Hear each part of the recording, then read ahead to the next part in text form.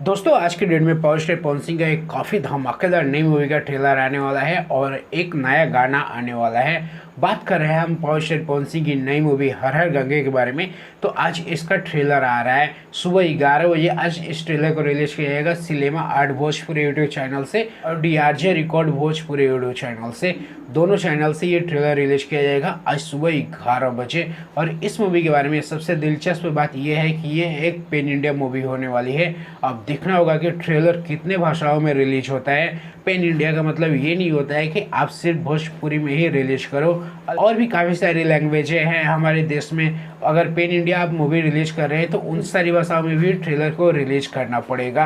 अब 11 बजे का इंतजार है, काफ़ी सारे लोग इंतजार कर रहे हैं। आज 11 बजे का, सुबह 11 या दोपहर 11 मान लीजिए, उसी टाइम रिलीज किया जाएगा DRJ रिकॉर्ड से और cinema art Bhojpuri YouTube channel से।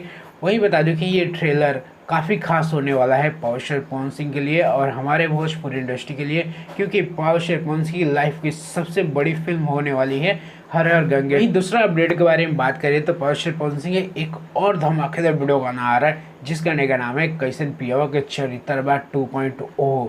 और ये पार्ट 2 गाना आ रहा है कैसन पियवा के चरित्रबा। पहला पार्ट 2009 में रिलीज किया गया था और अभी गाना ये रिलीज किया जा रहा है।